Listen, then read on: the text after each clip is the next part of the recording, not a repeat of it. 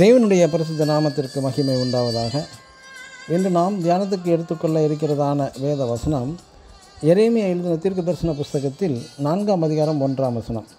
இஸ்ரவேலே, நீ திரும்புகிறதற்கு மனதாக இருந்தால் திரும்பு. ஆமென். பரிசுத்த வேதத்தில் உள்ள போதனைகளில் மிக முக்கிய நோக்கம் என்னவென்றால், ஒரு மனிதனை நல்லவனாக மாற்ற வேண்டும் என்பதுதான். தேவ பார்வையிலும் உலகத்திலும் நல்லவனாக மாற்ற வேண்டும் என்பதுதான்.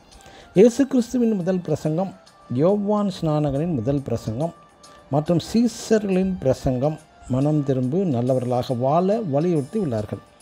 ஒரு மனிதன் எதில் மனம் திரும்ப வேண்டும் என்றால், அவனது உள்ளான இருதயத்தில் மாற்றம் ஏற்பட வேண்டும். ஒரு சபை மற்றும் சுவிசேஷ ஸ்தாபனங்கள், மிஷனரி இயக்கங்கள் யாவுமே ஒரு பாவ மனிதனை பாவத்திலிருந்து விடுதலை பெற வைத்து மனம் திரும்ப வைப்பது தான் நோக்கமாக இருக்கிறது, பிரதான நோக்கம். அதுவே அவர்களது பிரதான நோக்கமாகவும் இருக்கிறது. பாவ உலகில் சிக்கி தவிக்கும் மனிதர்களுக்கு ஒரு விடுதலை பெற்று தந்து மனம் திரும்பி சுத்தமுள்ள இருதயமுள்ளவர்களாக மாற்ற வைப்பது தான். ஒரு பாத்திரம் நன்றாக கழுவி சுத்தம் செய்த பின்பு அதில் பழைய குப்பை தூசியுள்ள பொருட்களை வைக்க மாட்டார்கள். நல்ல சுத்தமுள்ள பொருட்களை தான் வைப்பார்கள். ஒரு அழுக்கு நிறைந்த மனிதனுக்கு அழகான புதிய ஆடைகளை கொடுத்து அணிய வைக்கவும் மாட்டார்கள். முதலில் அழுக்கு நிறைந்த மனிதனை குளிப்பாட்டி சுத்தமான பின்னரே புதிய ஆடைகள் அணிவித்து அழகும் பார்ப்பார்கள்.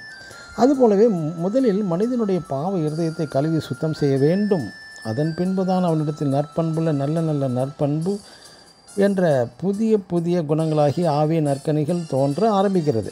இவை எல்லாவற்றையும் விட்டுவிட்டு ஒரு மனித இருதயத்தை சுத்தம் செய்யப்படாமல், கழுவி சுத்திகரிக்காமல், மனம் திரும்புதல் ஏற்படாமல் நல்ல புதிய வெள்ளை நிறை ஆடைகளை அணிந்து சபைக்கோ அழைத்துக்கோ சென்று வந்தாலே போதும், மனம் திரும்பிவிட்டதாக நினைப்பது தவறான ஒன்று.